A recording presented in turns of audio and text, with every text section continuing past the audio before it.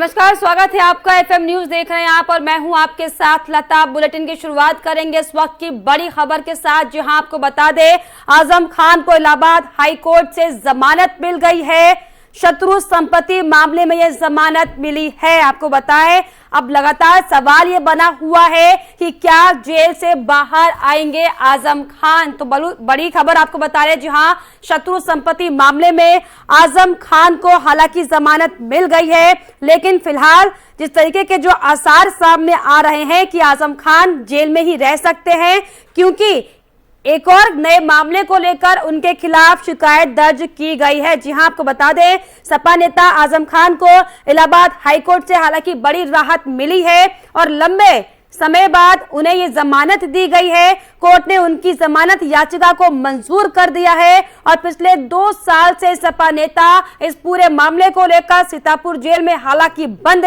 थे और जिस मामले में आजम खान की जमानत याचिका मंजूर हुई है वो वक्फ बोर्ड की संपत्ति गलत तरीके से कब्जा करने को लेकर है। जी हां, इस मामले में आखिरी बार 5 मई को सुनवाई हुई थी और तब फैसले को सुरक्षित रख लिया गया था, लेकिन अब सपा नेता को आखिरकार इस मामले में राहत दे दी गई है।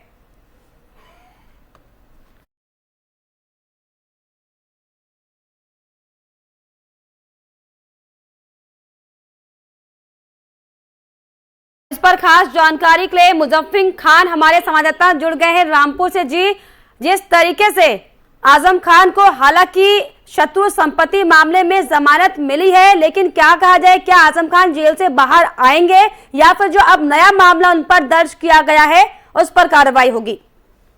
जी, जिस तरीके से अगर हम बात करें शत्रु संपत्ति से जुड़े मामले की, तो ये लगभग 250 बीघा जमीन का मामला है और ये इमामुद्दीन कुरैशी जो काफी समय पहले पाकिस्तान चले गए थे और उनकी संपत्ति को शत्रु संपत्ति घोषित किया गया था, जिस पर आजम खान पर आरोप है कि उन्होंने इस संपत्ति को कब्जा कर और हथिया कर उसे जौहर यूनिवर्सिटी में शामिल कर लिया है।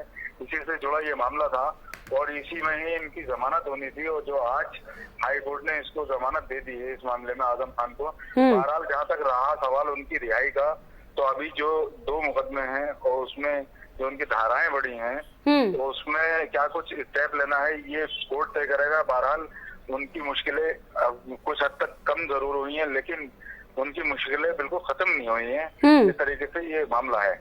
जी बिल्कुल, जिस तरीके से एक और नया मामला आजम खान के खिलाफ दर्ज किया गया, जिसकी सुनवाई अब 19 मई को होनी है, तो क्या कहा जाए कि अभी आजम खान की मुश्किलें और बढ़ सकती है या थोड़ी सी राहत उन्हें इस पर भी मिलेगी? देखिए, जहाँ तक लता जी मैं बात कर रहा हूँ आपको, जो जिसमें 19 तारीख लगी है वो जो यहाँ पर रामपुर पब्लिक स्कूल है उससे जुड़ा हुआ वो मामला है और उसमें हालांकि पहले पुलिस उसमें लगा चुकी थी, लेकिन उसके बाद पुलिस की तरफ से ये कहा गया था इसमें कुछ धाराएं बढ़ानी है हमको, तो उसके बाद जो कोर्ट ने उनको जो है ग्रीन सिग्नल दिया। इसके बाद उनको 420 के अलावा कई और धाराएं में उनके ऊपर चार्जशीट लगी है।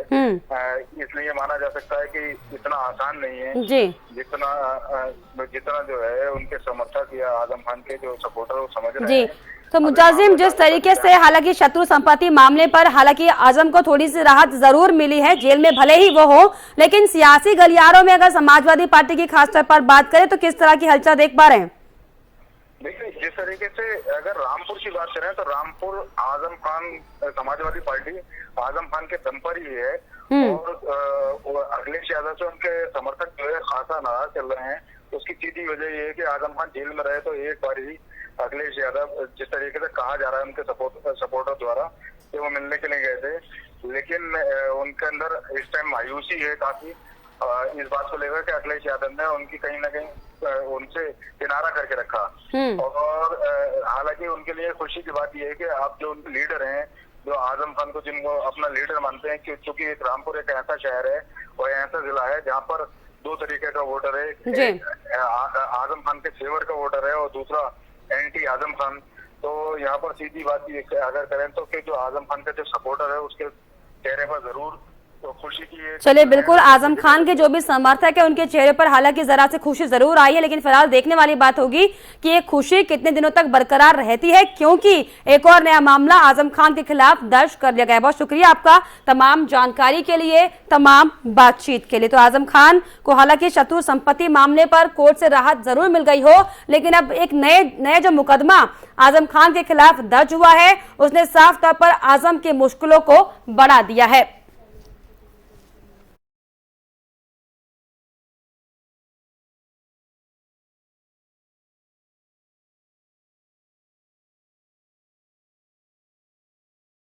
चलिए आगे बढ़ेंगे एक और बड़ी खबर की ओर, जो कि सीधे ताजमहल से जुड़ी हुई है। जी हां, ताजमहल को लेकर अब एक और याचिका दर्ज की गई है। इलाहाबाद हाईकोर्ट में ये याचिका दायर हुई है।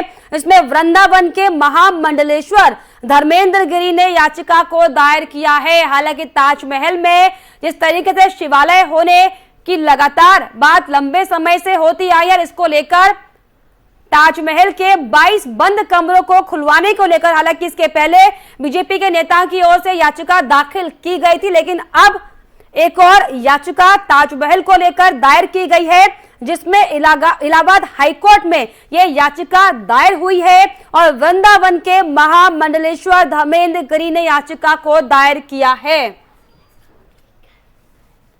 ताजमहल पर एक और याचिका इलाहाबाद हाईकोर्ट में दायर की गई है, जिसमें याचिका दायर करने के बाद अयोध्या से जगत गुरु परमहंस आचार्य ने इसका वीडियो जारी किया है। यह याचिका वृंदावन महेश्वर धाम के महामंडलेश्वर धर्मेंद्र गिरी ने दायर की है। याचिका में दरअसल यह अपील की गई है कि जगत गुरु परमहंस आचार्य को भगवा वस्त्र और ब्रह्मदंड के साथ तेजो महालय में प्रवेश दिया जाए। जगत गुरु परमहंस आचार्य ने वीडियो जारी कर ये कहा है कि हमें बिल्कुल भी डरना नहीं है।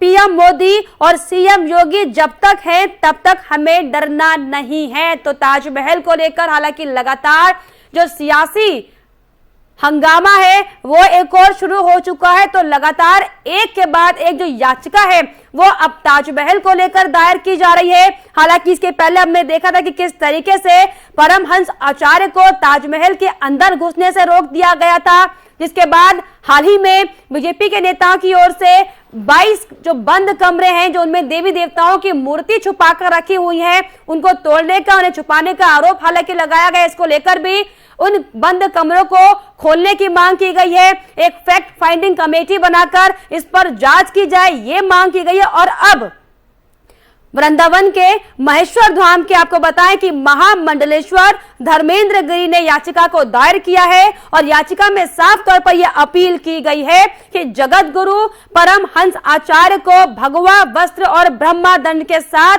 तेजो महालय में प्रवेश करने दिया जाए। आपको बताएं कि जगत गुरु परमहंस आचार्य ने दरअसल वीडियो जारी कर ये कहा है कि हमें बिल्कुल भी डरना नहीं है। पीएम मोदी और सीएम योगी हमारे साथ खड़े हैं।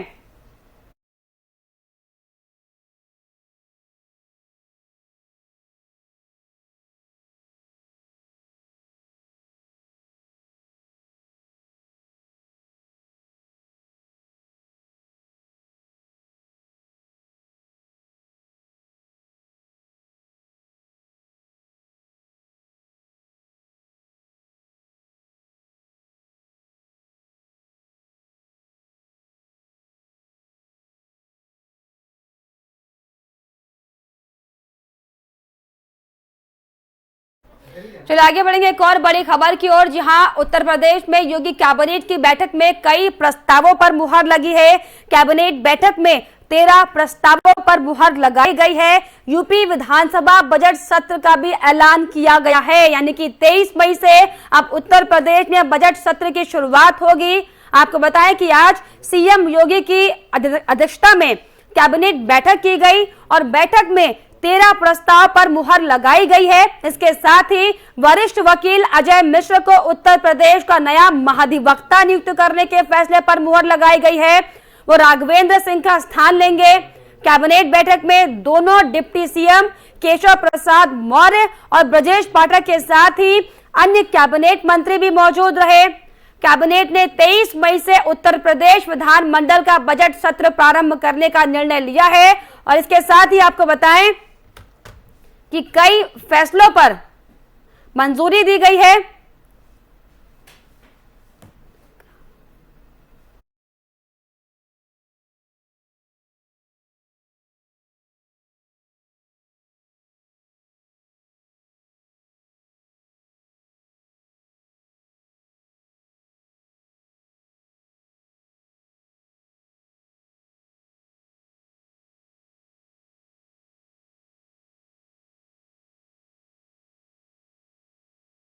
कैबिनेट के जो बड़े फैसले हैं ग्राफिक्स के जरिए दरअसल आपको बता रहे हैं। 5 हवाई अड्डों के मेंटेनेंस को लेकर एमओयू साइन किया गया। 7 करोड़ रुपए सालाना मेंटेनेंस खर्च होंगे, ये फैसला लिया गया।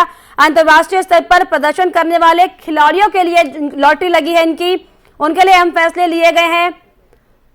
इसके अलावा आपको बताएं कि 24 राजपत्रित पदों पर खिलाड़ियों की नियुक्ति की जाएगी। खिलाड़ियों की बीडीओ, बीएसए, डीपीआरओ पदों पर नियुक्ति मिलेगी। सहायक खेल अधिकारी, नायब तहसीलदार खिलाड़ी बन सकेंगे। तो कैबिनेट के जो बड़े फैसले हैं वो आपको दरअसल ग्राफिक्स के जरिए हम आपको दिखा रहे हैं कि लखनऊ के मोहनलालगंज जीआईएस में 400 केवी उपकेंद्र पर सहमति बनी है। तो कुल मिलाकर 13 माफ कीजिएगा प्रस्तावों पर मुहर लगी है, जिसमें कई बड़े बड़े फैसले योगी कैबिनेट की ओर से लिए गए हैं।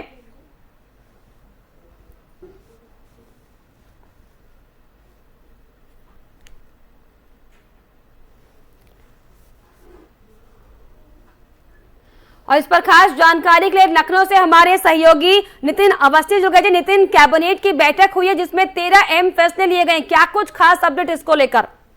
बिल्कुल लता जी, आपको बताना चाहूंगा कि योगी कैबिनेट बैठक में 13 प्रस्ताव को पास किए गए। अंतरराष्ट्रीय स्तर पर खेलों को ज्यादा तवज्जो देने की बात की गई है और 24 राजपत्रित पदों पर खिलाड़ियों की अब यूपी के 9 विभागों में सीधी नियुक्ति की जाएगी। उसके अलावा ओलंपिक, एशियन गेम्स और कॉमनवेल्थ गेम खिलाड़ियों को यह अवसर मिलेंगे और उनको अब राजपत्रित यानी प्रसिद्धि प्रदान किया जाएगा। वहीं बीडीओ, बीएसए और डीपीआरओ, सहायक खेल अधिकारी, नायब तहसीलदार आदि पदों पर 24 नियुक्तियां होंगी। उसके अलावा आपको बताना चाहूंगा 1/9/2020 के बाद के पदक जितने भी जीतने वाले खिलाड़ी होंगे उनको सीधे तौर पर अधिकारी बनाने का मौका मिलेगा। और यूपी सरकार 5 हवाई अड्डों के मेंटेनेंस का एमओयू साइन किया है। वहीं अब आपको ये बताना चाहूंगा कि अब यह सभी हवाई अड्डे चलने लगेंगे। सरकार इसके लिए 7 करोड़ रुपया प्रतिवर्ष मेंटेनेंस पर खर्च करेगी। वहीं सरकार ने भातखंडे संगीत महाविद्यालय का नाम बदलकर भातखंडे संस्कृति विश्वविद्यालय किया है, इस पर मोहर लगाई गई है। अब इसे यूनिवर्सिटी का दर्जा भी दिया जाएगा। आपको बताना चाहूंगा कि संगीत कला के अन्य महाविद्यालय अब इससे संबद्ध होंगे। वहीं कैबिनेट में सीनियर एडवोकेट अजय मिश्रा को प्रदेश में महाअधिवक्ता नियुक्त किया गया है। कैबिनेट में सीनियर एडवोकेट अजय मिश्रा को प्रदेश में महाअधिवक्ता नियुक्त करने पर मोहर लगाई है। कैबिनेट 23 मई से उत्तर प्रदेश विधानसभा का विधानमंडल बजट सत्र होगा, ये भी बताया जा रहा था। लेकिन सबसे महत्वपूर्ण बात कि जो अपेक्षाएं थी लोगों को, क्योंकि महिलाओं को काफी अपेक्षाएं भी हैं कि परिवहन विभाग उनको कुछ ना कुछ निजात देगा, क्योंकि 60 साल के ऊपर महिलाओं को सफर करना काफी महंगा पड़ रहा है। ऐसी महंगाई में तो उनके लिए फ्री सेवा की बात जो कर रही थी सरकार, जी बिल्कुल, हो सकता हो उस पर अगली बार सुनवाई हो। किसानों के लिए क्या हो सकता है, किसानों को सिंचाई करने में बिजली की बहुत आवश्यकता पड़ती है। सबसे महत्वपूर्ण, ऐसे में महंगाई के दौर में वो कैसे सिंचाई करेंगे, गर्मी पड़ रही है तो सिंचाई में ज्यादा पानी जरूरत पड़ता है और बिजली की आपूर्ति की तरह तो उनको कहीं ना कहीं निजात नहीं मिल पाया है। तो वो आगे की अपेक्षा कर रहे हैं कि आगे की जो कैबिनेट बैठक होगी हो सकता है उसमें कहीं ना कहीं उनके लिए सोचा जाए। तो कुल मिलाकर ये कहा जा सकता है कि 13 प्रस्ताव पर जो मोहर लगाई गई है उसमें कहीं ना कहीं सबसे महत्वपूर्ण हवाई अड्डों को देखा गया है और खेल विभाग को सबसे अहमियत दी गई है, क्योंकि जी बिल्कुल जिस तरीके से लगातार बिजली संकट गरमाता दिखाई पड़ा उत्तर प्रदेश में, इस पर खास कोई फैसला नहीं लिया गया। लगातार जो महंगाई बढ़ रही है इस पर कोई फैसला नहीं हुआ, लेकिन फिलहाल हवाई अड्डों से लेकर खिलाड़ियों का इस पर खास ख्याल रखा गया है। फिलहाल देखने वाली बात होगी कि आगे जो कैबिनेट की मीटिंग्स होंगी उसमें किस तरह के फैसले इन तमाम मुद्दों को लेकर सरकार लेती है। बहुत शुक्रिया आपका नितिन, तमाम जानकारी के लिए, तमाम बातचीत के लिए। ताबड़तोड़ कई फैसले कैबिनेट मीटिंग में लिए गए हैं, लेकिन जिस तरीके से हमारे सहयोगी ने बताया कि जो अहम फैसले थे जिनको लेकर लगातार जनता परेशान है, चाहे मुद्दा महंगाई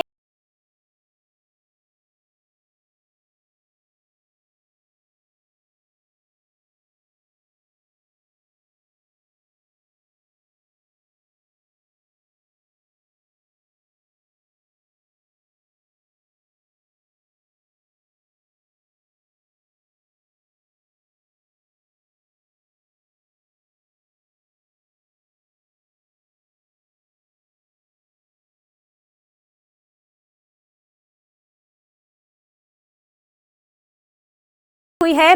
लखीमपुर खीरी के तिकोनिया हिंसा के मामले में आज जिला जज की कोर्ट में अहम सुनवाई थी। जिला जज की कोर्ट में आज हिंसा के मुख्य आरोपी आशीष मिश्रा उर्फ मोनू और अन्य जो 12 पर आरोप लगे हुए थे उन पर आरोप आज तय होने थे, लेकिन नहीं हो सके। इस केस में अगली सुनवाई अब 24 मई को होगी।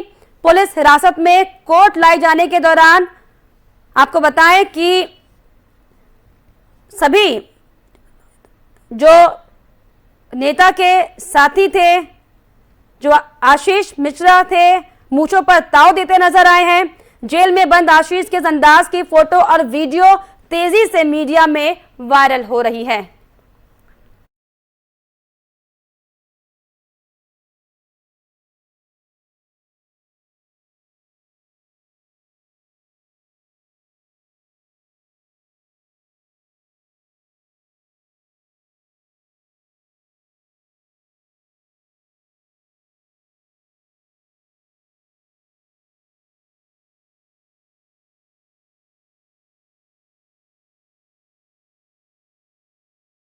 वहीं आगे बढ़ेंगे। सुभाषपा के राष्ट्रीय अध्यक्ष ओपी राजभर ने आपको बताया कि उनके ऊपर हमले के आरोप लगाए हैं। सुभाषपा के राष्ट्रीय अध्यक्ष और गाजीपुर के जहूराबाद से विधायक ओम प्रकाश राजभर ने खुद के ऊपर हमले का आरोप लगाते हुए ये कहा है कि जब वह अपने क्षेत्र में कई गांव में भ्रमण कर रहे थे और पहादरिया गांव में पहुंचे तो कुछ लड़कों ने 20 लोगों ने लाठी डंडे के साथ आए और उन्हें घेर लिया, उन्हें जान से मारने की धमकी तक देने लगे। इस दौरान वहां पर मेरे साथ मौजूद करीब 50 लोगों और सुरक्षा कर्मियों ने बाहर निकाला। इसके अलावा अभी भी वो मारपीट करने के लिए आमादा है। मैंने इसकी शिकायत पुलिस में की है। राजभर ने बताया कि स्थानीय दरोगा और पुलिस वाले वहां पर पहुंचे हुए हैं, लेकिन उनका यह कहना है कि हमला करने वाले सभी लोग लाठी डंडों से लैस थे और मुझे जान से मारने के लिए ललकार रहे थे। जी हां, फिलहाल ओम प्रकाश राजभर फेसबुक लाइव करते हुए बलिया के रसड़ा में अपने आवास की तरफ निकलने वाले हैं। तो ओम प्रकाश राजभर ने अपने ऊपर हमले का आरोप लगाया है, जिसको लेकर उन्होंने पुलिस से शिकायत भी की है। आज मैं अपने साथियों के साथ अपने विधानसभा जहूराबाद गाजीपुर में गांव सभा गोसलपुर पहदरिया में एक दरवाज़ा करने के लिए मृतक परिवार था, उसके शोक संवेदना व्यक्त करने के लिए मैं उसके दरवाजे पर गया, बैठा बातचीत कर ही रहा था कि 10-12 लोग लाठी डंडे से लैस होकर के गाली गुप्ता देते हुए मारपीट करने के लिए तैयार हो गए। साथ में हमारे 50 लोग साथ में थे, जिन लोगों के बीच बचाव से सुरक्षा कर्मी के सहयोग से हम थोड़ी दूर बचा करके निकाले हैं। अभी भी वो सब लाठी डंडा लेकर के मारपीट करने पर आमादा हैं। मैंने एडीजी लाइन आर्डर को, control room Uttar Pradesh police को, एसपी को, एसओ को, सबको बता चुका हूँ इस घटना की जानकारी। जब भारतीय जनता पार्टी के लोग ये बात का ढिढोरा पीट रहे हैं कि लाइन आर्डर ठीक है, जब विधायक के साथ इस तरह का सलूक हो रहा है, जनता के बीच में विधायक नहीं जाएगा तो विधायक कहाँ जाएगा, किसी के दुख में सुख में नहीं जाएगा। इस तरह की हरकत गोसलपुर गांव पहदरिया, थाना करीमुद्दीनपुर, जिला गाजीपुर, विधानसभा 377 जहूराबाद गाजीपुर की घटना है। और जिसको लेकर के जिस तरह का लोगों में लाठी डंडा लेकर के मारपीट करने पर आमादा हैं, अगर हम कंट्रोल नहीं किए होते तो आज यहाँ बवाल काफ़ी बढ़ जाता। आज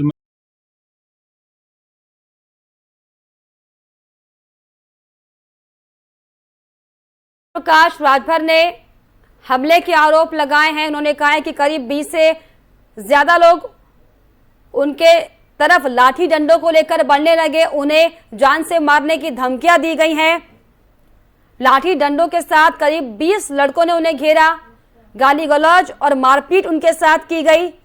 किसी तरीके से अपनी जान बचाकर मैं वहां से भागा, ये कहना ओम प्रकाश राजभर का है। हालांकि पुलिस से शिकायत ओम प्रकाश राजभर ने की है और जो भी घटनाक्रम आज हुआ इस पर कार्रवाई करने की मांग की है। दरअसल आपको बताएं कि सुभाषपा के राष्ट्रीय अध्यक्ष और गाजीपुर के जहूराबाद से विधायक ओम प्रकाश राजभर ने अपने ऊपर हमले के आरोप लगाए हैं। उनका साफ तौर पर यह कहना है कि जब वो अपने क्षेत्र में कई गांव में भ्रमण कर रहे थे, उस दौरान पहादरिया गांव में जब वो पहुंचे तो कुछ लड़कों ने उन्हें घेर लिया और लाठी डंडों के साथ उन्हें घेरते हुए उन पर हमला करने की कोशिश की गई, जान से मारने की धमकी उन्हें दी गई। इस दौरान वहां पर मेरे साथ मौजूद करीब 50 लोगों और सुरक्षा कर्मियों ने उन्हें बाहर निकाला, ये ओम प्रकाश राजभर का कहना है। जिस तरीके से जो शिकायत ओम प्रकाश राजभर कर रहे हैं कि मारपीट के लिए आमादा लोग हो गए थे, हालांकि उसकी शिकायत उन्होंने पुलिस में की है और साथ ही साथ राजभर ने यह भी बताया है कि स्थानीय दरोगा और पुलिस वाले वहां पर हालांकि पहुंच चुके थे। उनका कहना है कि हमला करने वाले सभी लोग लाठी और डंडों से लैस थे।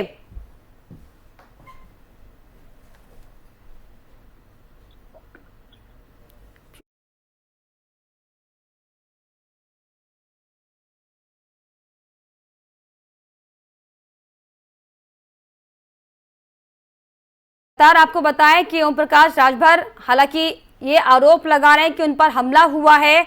20 के करीब जो लड़के थे वो लाठी डंडों के साथ उन्हें घेरने की उन्हें कोशिश की गई, उन्हें जान से मारने की धमकी दी गई। हालांकि इसको लेकर पुलिस में शिकायत की गई है और इस पर कार्रवाई की मांग की गई है। और इस पर हमारे साथ सुभाषपा के प्रवक्ता जुड़ गए हैं। पीयूष जी, आपका मैं स्वागत करना चाहूंगी। पीयूष मिश्रा हमारे साथ जुड़े हुए हैं। जी पीयूष जी, जिस तरीके से राजभर ये आरोप लगा रहे हैं कि उन्हें जान से मारने की कोशिश की गई, सर करीब 20 से ज्यादा लोग थे, लाठी डंडों को लेकर उन्हें जान से मारने की कोशिश की गई, क्या कहिएगा इस पर? देखिए, आज सुहेलदेव भारतीय समाज पार्टी के राष्ट्रीय अध्यक्ष माननीय ओम प्रकाश राजभर जी, जो विधानसभा जहूराबाद जनपद गाजीपुर के खुद विधायक हैं, वो अपने गाजीपुर के जहूराबाद में विभिन्न गांवों में भ्रमण कर रहे थे। चूंकि जनप्रतिनिधि हैं, चाहे मरनी करनी हो चाहे शादी ब्याह हो, हर जगह पहुंचना रहता है विधायकों को। उसी क्रम में ग्राम पहदरिया, गोसलपुर, थाना करीमुद्दीनपुर में जब माननीय जी हमारे पहुंचे तो वहां पे अराजक तत्वों द्वारा, जो कि करीब 50 से 60 संख्या में थे, उनको घेर लिया गया। जान से मारने की धमकी, गाली गलौज, तलवार, डंडा, असलहे से सब लैस थे और धक्का मुक्की की गई। 2 सरकारी गनर की सुविधा उनको मिली हुई है, लेकिन वो लोग 60 से 70 लोग थे और काफी अमर्यादित तौर पे व्यवहार हमारे राष्ट्रीय अध्यक्ष माननीय ओम प्रकाश राजभर जी के साथ किया गया। आपको याद होगा, जब इसी विधानसभा चुनाव के दौरान बनारस के कचहरी में जब माननीय ओम प्रकाश राजभर जी, अरविंद राजभर जी के लिए जब पर्चा दाखिला के समय गए थे, तो वकीलों के भेष में कचहरी बनारस में कई लोगों ने उनके साथ धक्का मुक्की किया था। उसको भी आप लोगों ने प्रमुखता से दिखाया था। जी बिल्कुल। तब से हम लोग माननीय चाहे महामहिम राज्यपाल जी हों, चाहे मुख्यमंत्री जी हों, चाहे रक्षा मंत्री जी हों, चाहे गृह मंत्री जी हों, चाहे प्रधानमंत्री जी हों, सबको लेटर लेके उनकी सुरक्षा बढ़ाने के लिए एक आवेदन भी किया था कि इनकी सुरक्षा बढ़ा दी जाए। कि पार्टी के राष्ट्रीय अध्यक्ष हैं, केवल एक विधायक नहीं है, अपितु 6 विधायकों की जो हमारी पार्टी है उसके राष्ट्रीय अध्यक्ष भी हैं, लेकिन उस क्रम में आज तक कोई कार्रवाई नहीं की गई। उसी का ये परिणाम आज देखने को मिला है। और मजेदार बात तो ये है कि वहाँ के एसएचओ और जो एडिशनल एसपी और एसपी कोई वर्मा जी थे, वो आके खुद ही ज्ञान दे रहे थे कि सर हम इससे ज्यादा कुछ नहीं कर सकते हैं, हमारी भी लिमिटेशन है, और ये सब ज्ञान वो खुद ही आके बता रहे थे। एक मैं वीडियो अभी आपके जो गेस्ट कोऑर्डिनेटर उनको भेजूंगा, आप उसमें देखिएगा कि वो क्या क्या बातें कह रहे हैं। चलिए, क्या बिल्कुल, क्या हाँ। यह ऐसी घटना शासन प्रशासन के मिलीभगत से हो रही है कि खुद वहाँ के एक एडिशनल एसपी को हाथ पैर जोड़ना पड़ रहा है कि सर हमसे ज्यादा कुछ नहीं कर सकते हैं? क्या इसमें भाजपा का हाथ है? ऐसा भाजपा करवा रही है? क्योंकि जो विधायक होता है वो पूरे क्षेत्र का होता है, किसी पार्टी का नहीं होता है। बिल्कुल, वाकई विधायक पूरे क्षेत्र का होता है। हालांकि लगातार आपकी तरफ से ये आरोप लग रहे हैं कि हो सकता है कि भारतीय जनता पार्टी के तमाम वो नेता हो, तमाम वो समर्थक हो जो इस तरीके से हमला कर रहे हैं। फिलहाल इसकी जांच होनी चाहिए कि आखिर कौन वो लोग थे जिन्होंने राजभर पर हमला करने की कोशिश की। बहुत शुक्रिया आपका पीयूष जी। नहीं, एक मिनट मेरी बात सुन लीजिए जी। हेलो, एक ये वहाँ की पुलिस कह रही है कि हमने FIR दर्ज कर लिया। अगर नंबर वो नहीं हो तो मैं दे देता हूँ। चलिए, बिल्कुल इसकी जांच हालांकि पुलिस तक पहुंच चुकी शिकायत और इसकी जांच संभवतः होगी। सर बहुत शुक्रिया हमसे जुड़ने के लिए, हमसे बातचीत करने के लिए। तो ये थे हमारे साथ पीयूष मिश्रा, जिनका साफ तौर पर यह कहना है कि बीजेपी के नेताओं की ओर से हालांकि साजिश की गई है, लेकिन फिलहाल इन तमाम मुद्दों की पुलिस जांच कर रही है।